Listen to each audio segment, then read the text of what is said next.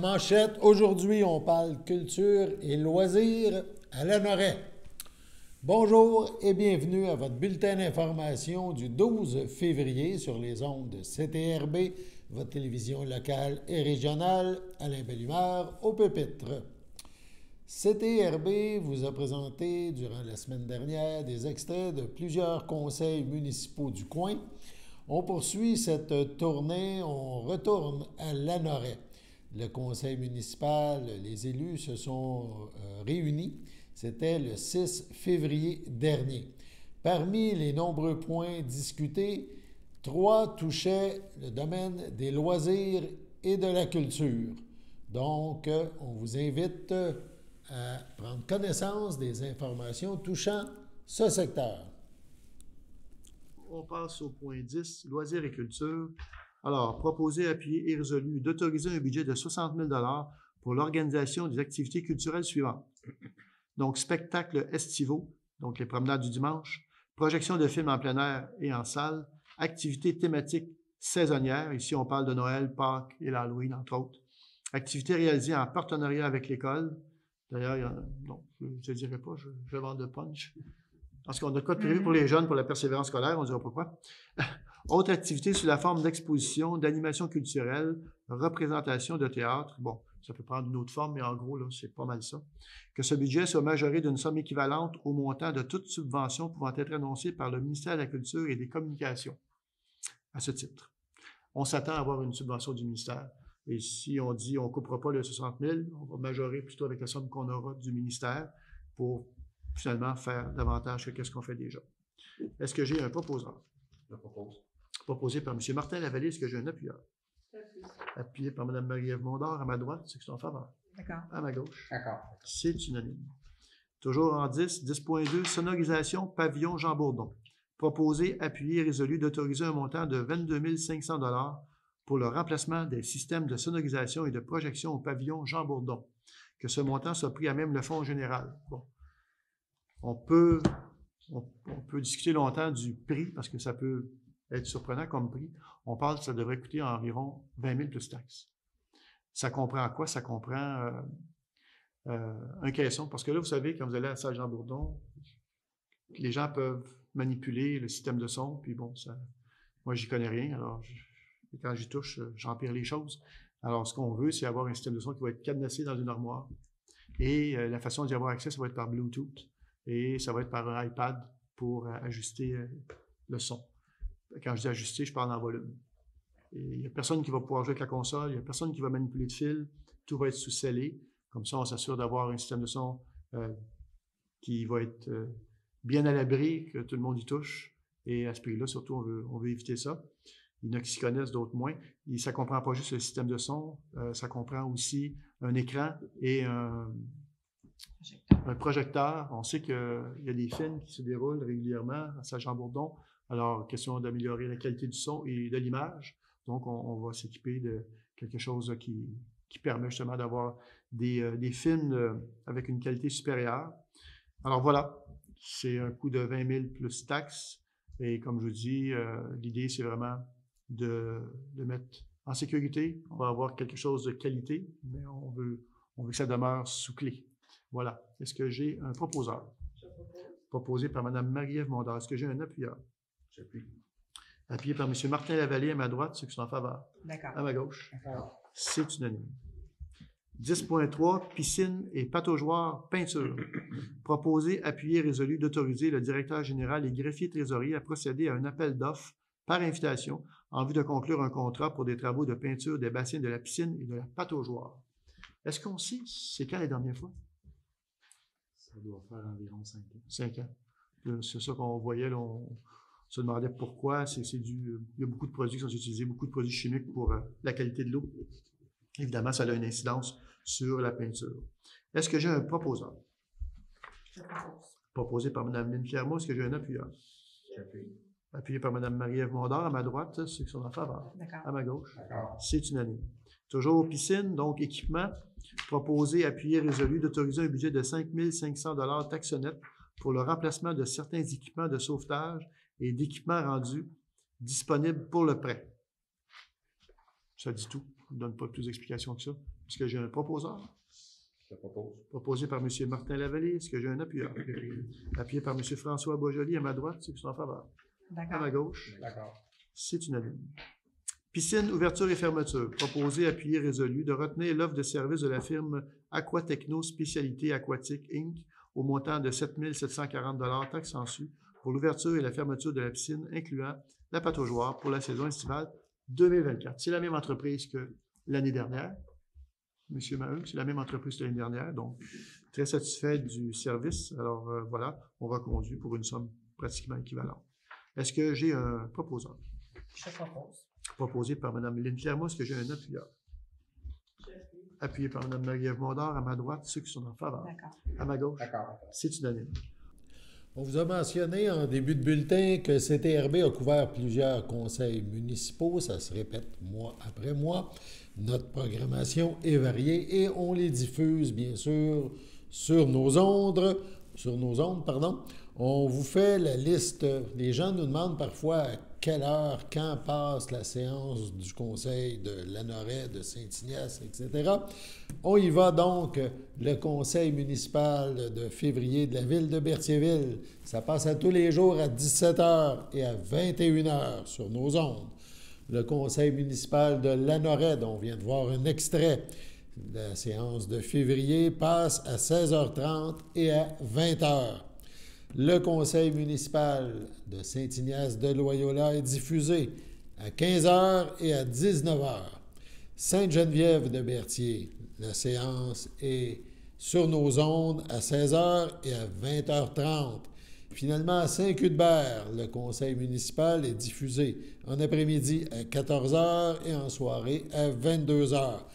Le mois prochain, on vous redira cette programmation parce que ça peut peut-être d'une fois à l'autre changer en raison de la durée des conseils municipaux. Parfois, c'est rapide, parfois, c'est plus long. Donc, c'est à suivre sur nos ondes. Sur ce, on passe à la pause. Chers téléspectateurs, vous êtes cordialement invités le samedi matin dès 9h30 à notre bingo télédiffusé de nos studios de Berthierville. Depuis plusieurs années, nos adeptes de la télévision régionale se sont divisés un montant de 600 $, disponible chaque semaine lors de notre joute de bingo à CTRB. Un amical animateur et ses joyeux compères, dont un technicien et deux bénévoles, partagent tour à tour cette émission dans le but de vous agrémenter durant 60 minutes. Un moment de plaisir qui pourrait s'avérer payant pour vous. Vous pouvez donc vous procurer les cartes de jeu chez les dépositaires participants et j'ai nommé à Berthierville, le dépanneur Formule 1 et le garage Pétroté sur la rue Gilles Villeneuve, le marché IGA Extra sur la rue Gabrielle Brissette, le marché Métro sur la rue Notre-Dame et la pharmacie Proxime sur la rue Frontenac. À Saint-Ignace de Loyola, le dépanneur Esso sur la rue de la Traverse et le marché Aldo sur le rang Saint-Michel. C'est donc un rendez-vous hebdomadaire chaque samedi matin dès 9h30 sur les ondes de CTRB, votre télévision régionale et communautaire, maintenant en haute définition. On vous attend donc en grand nombre et toute l'équipe vous souhaite bonne chance.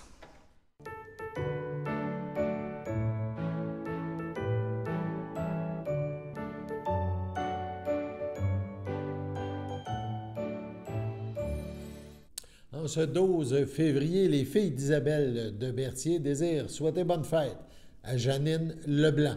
C'est votre anniversaire aujourd'hui, en ce 12 février. Eh bien, toute l'équipe de CTRB se joint à moi et vous souhaite un heureux anniversaire. C'est toujours plaisant de parler d'alliance entre des entreprises.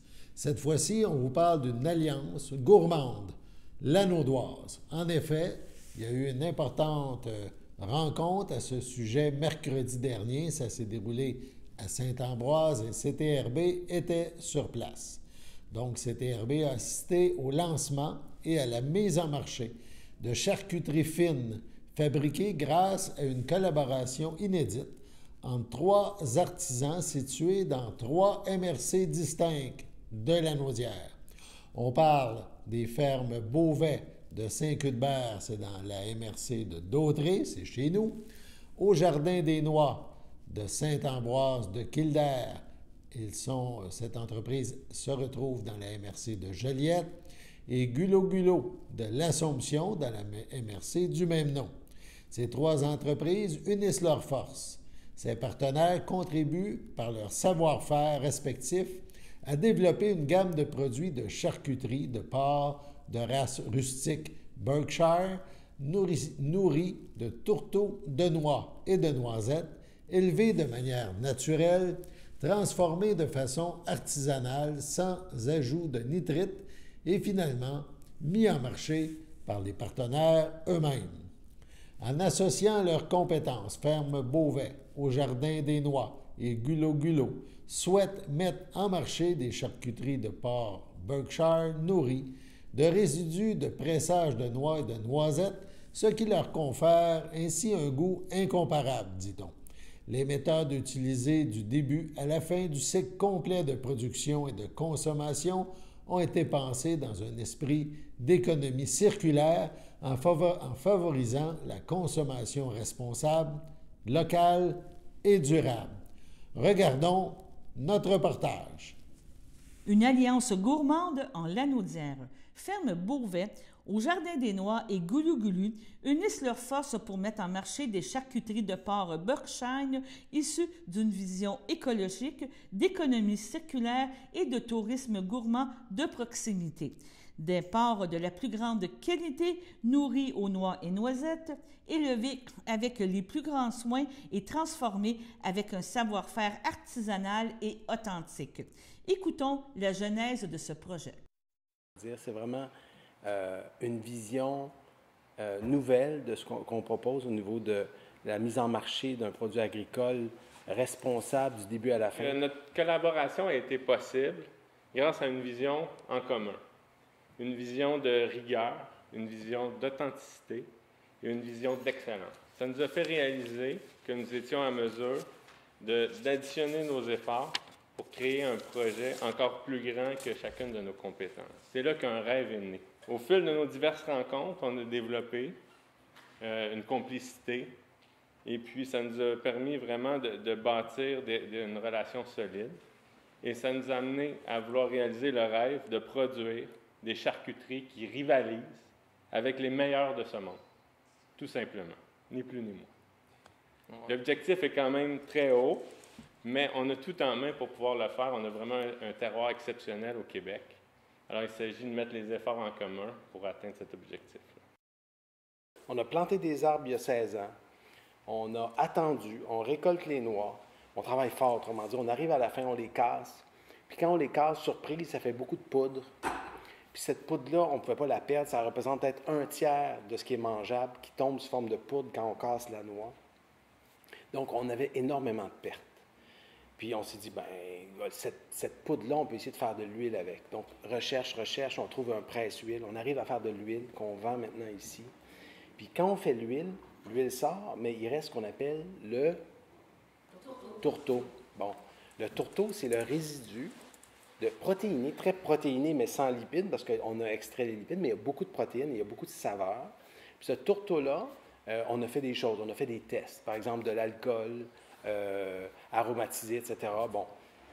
Mais on en produit beaucoup plus que ce qu'on est capable de vendre sous forme, par exemple, d'aromates pour les alcools. Et là, le tourteau, la chance d'avoir dans la Naudière, à Saint-Cuthbert, des gens qui travaillent un porc d'une race exceptionnelle, qui sont ouverts d'ailleurs à ce partenariat-là, parce que c'est quand même à petite échelle. Donc, il faut avoir l'ouverture de dire, on va faire des tests, on va avancer, etc.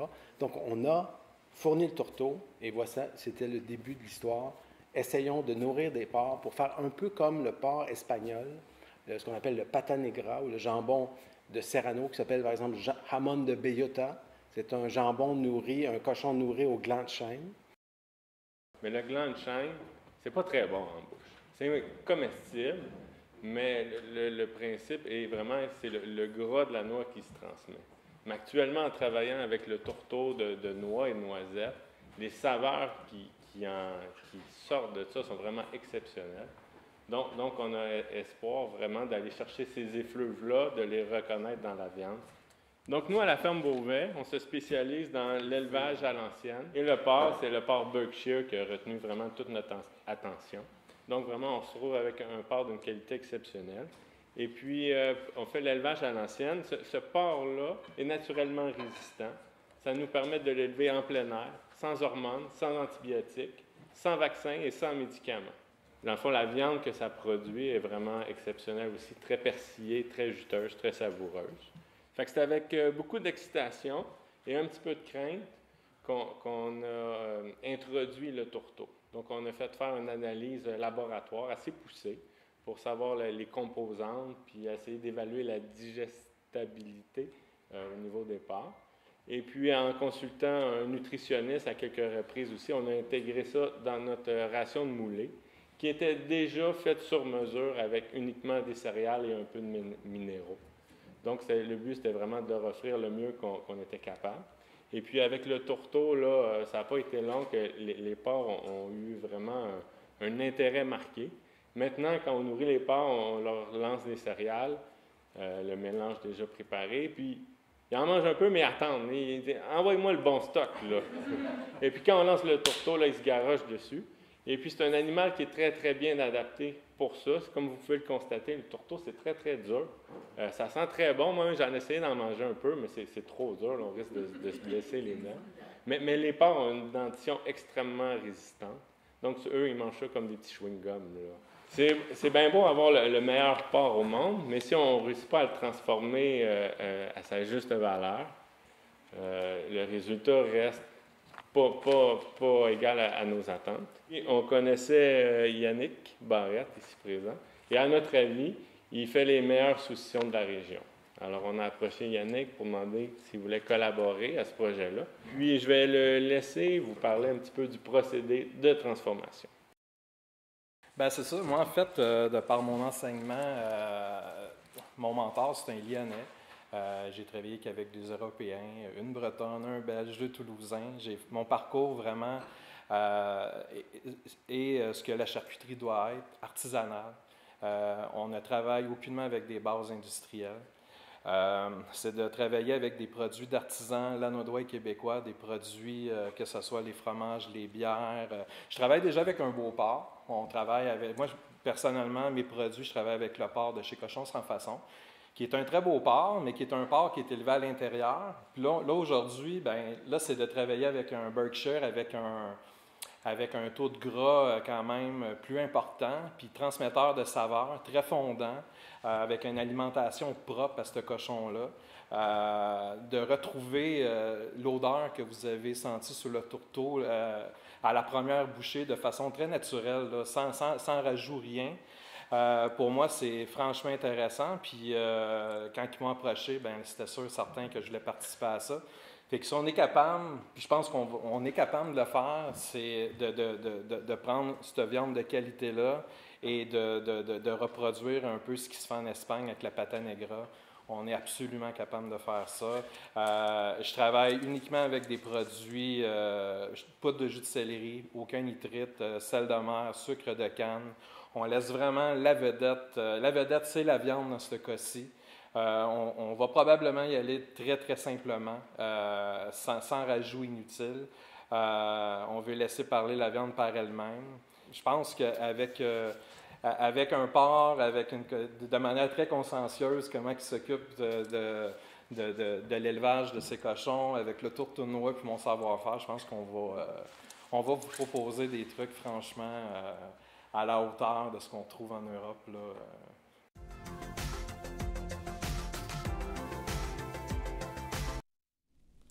Des explications qui donnent le goût d'y goûter. Sur ce, passons à la pause. Votre télécommunautaire régionale présente la loterie Moitié-Moitié. Pour jouer, visitez moitié-moitié.tv. Chaque semaine, 2 façons de gagner. Le tirage au sort et si vous trouvez l'as de pique dans votre enveloppe, vous gagnez le gros lot progressif. Les billets sont disponibles sur moitié-moitié.tv à partir de seulement 5 $. La loterie Moitié-Moitié au profit de votre télécommunautaire autonome participante. Visitez moitié-moitié.tv. Les tirages mercredi 19h.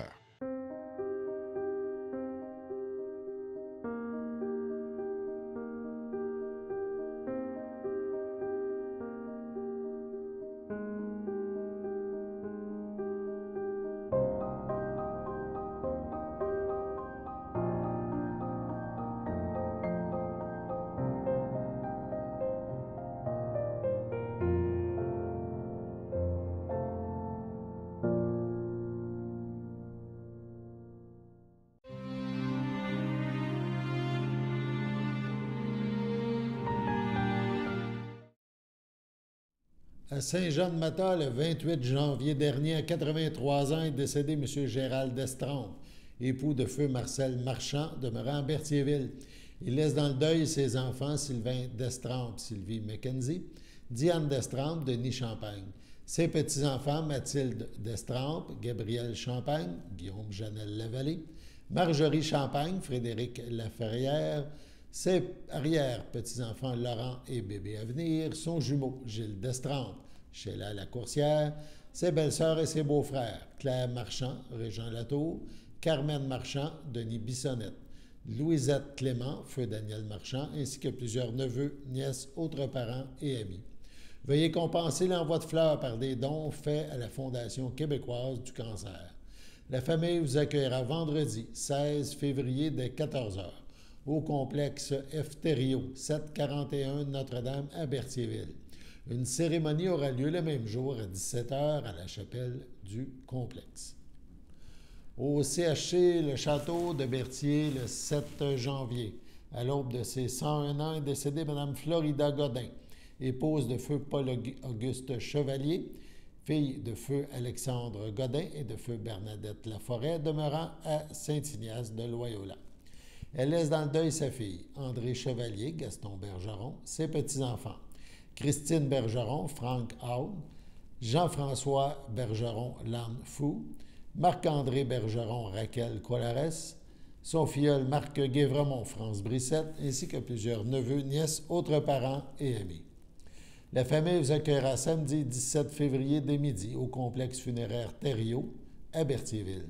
Suivra une liturgie de la parole à la chapelle du complexe à 14h. Mme Florida Godin Chevalier sera inhumée au cimetière de Saint-Ignace à une date ultérieure. À l'hôpital Maisonneuve-Rosemont, le 17 janvier dernier, à 65 ans, est décédée Mme Sylvie Rouleau, fille de feu Viateur Rouleau et de feu Carmel Coutu, demeurant à Berthierville. Elle laisse dans le deuil sa fille Élisabeth, Julien Grandmaison, son fils William, Jade Cloutier, ses frères et ses sœurs René, Marie-Claude Leblanc, Denis, Jean, Chantal Tremblay, Diane, Marie, Hélène, Michel Simard, Ginette, Pierrette, ses neveux et ses nièces, Pascal, Adèle, Michel, Stéphanie, Mathieu, Alexandra, Mélanie et Sonia. La famille vous accueillera samedi, le 17 février de 19 à 22h et dimanche, le 18 février dès 11h au complexe funéraire Thériault à Berthierville. Un hommage aura lieu le dimanche 18 février à 15h en la chapelle du complexe. Au centre d'hébergement Champlain du Château à Berthierville, le 30 janvier à 97 ans, est décédée Mme Françoise Bérard, épouse de feu Lomère Piette, fille de feu Rodolphe Bérard et de feu Exélia Bastien, demeurant à Berthierville. La défunte laisse dans le deuil ses enfants, Christian Piette, Claudine Lambert, Hélène Piette, Guy Dubuc, Sylvie Piette, Jacques-Émile Cardin. Elle laisse un grand vide dans le cœur de ses petits-enfants Justin et Benjamin L. Piette, Amélie et Vincent Dehaye, Jean-Michel et Élise Cardin. Ses arrière-petits-enfants Laurie Théo, Louis, Florence, Béatrice, Clara et Rosalie. Elle laisse dans le deuil également sa belle-sœur Thérèse Vanasse, feu Bernard Bérard. La famille tient à exprimer sa gratitude pour les soins de grande qualité prodigués par le personnel soignant du 2e étage du château. La famille vous accueillera samedi le 24 février dès 11h au complexe funéraire F. Thériault, rue Notre-Dame à Berthierville. Suivront les funérailles en l'église Sainte-Geneviève de Berthier à 14h. Mme Françoise Bérard-Piette sera inhumée au cimetière de Berthierville le même jour. Au CHSLD Parphilia Ferland, le 14 février dernier à 88 ans, est décédée Mme Odile Drainville, épouse de feu Gilles Poulette et mère de feu René Poulette, demeurant à Sainte-Geneviève de Berthier. Elle est allée rejoindre ses frères, sœurs, beaux-frères et belles-sœurs, Jean Davila, Céline, Agathe, Claude, Clémence, Pierre et Daniel, ainsi que Normand et André Poulette. Elle laisse dans le deuil ses frères, belle-sœur et beau-frère, Jacques Drainville, France Parent, Monique Belrose, feu Pierre Drainville, Alain Drainville, Denis Drainville, Claire Turcotte, Françoise Poulette, Fernand Bellumeur, Pauline Poulette, Pauline et la douceur, Suzanne Poulette, Régent Laporte, Pierre Poulette, Marie-Lise Poulette, Marcel Poulette, Louise Leblanc, sa filleule Julie Bellumeur, ses filleuls Sylvain Poulette et Richard Drainville, ses grands amis Jacqueline et Bertrand Bellemare, ainsi que plusieurs neveux, nièces, autres parents et amis. La famille vous accueillera samedi 24 février dès midi au complexe funéraire Thériault à Berthierville. Suivra une liturgie à la chapelle du complexe à 15 h. Madame Drainville sera inhumée à une date ultérieure. À Repentigny, le 19 janvier, à l'âge de 80 ans, est décédé M. Claude Destrampes, époux de Jeanne-Mance Lacombe, demeurant à Berthierville.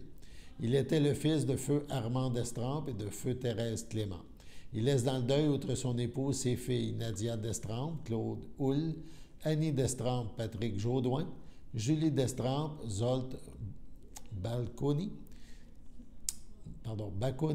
ses petits-enfants Marc-Gabriel, Angélique, Alexis, Héloïse, Nathan, ses frères, sœurs, beaux-frères et belles-sœurs, feu Maurice Destrampes, Aline Destrampes, Marcel Dubois, Nicole Destrampes, André Pichette, Clément Destrampes, feu Louis Destrampes, Claude Lacombe, Marielle Lacombe, Marcel Soulière, plusieurs neveux, nièces, autres parents et amis.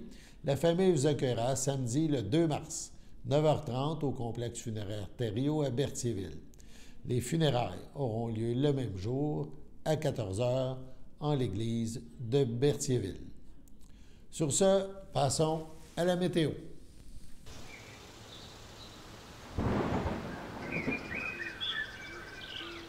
Bienvenue à votre météo de cette semaine. Aujourd'hui, lundi soir, ce sera un ciel variable, une température de -5, un temps ressenti de -9. Lundi nuit, ce sera des passages nuageux, une température de -9, un temps ressenti de -15. Mardi matin, ce sera un ciel variable, température de -8, un temps ressenti de -15. Mardi après-midi, ce sera un ciel variable, température de -1, un temps ressenti de -6.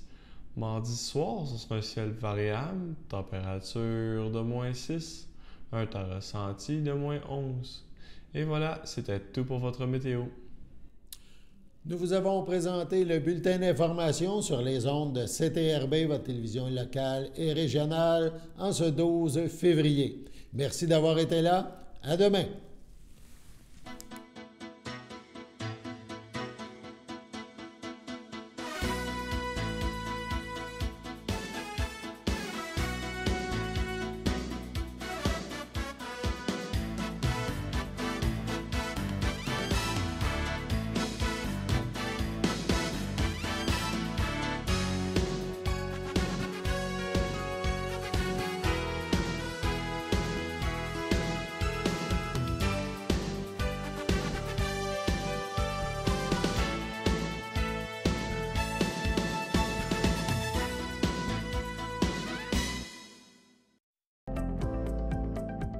Les télévisions communautaires autonomes du Québec, ce sont les télévisions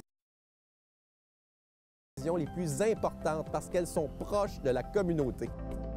On veut encourager des gens qui parlent de ce qui nous intéresse, mais aussi qui participent au développement local. Mais c'est fini le temps là, où on allait lire une affaire qui a été écrite avant hier au bout du monde. Non! Tu veux savoir ce qui se passe chez vous? Bien, ma télé préférée, c'est la télé autonome communautaire. C'est ici que ça se passe.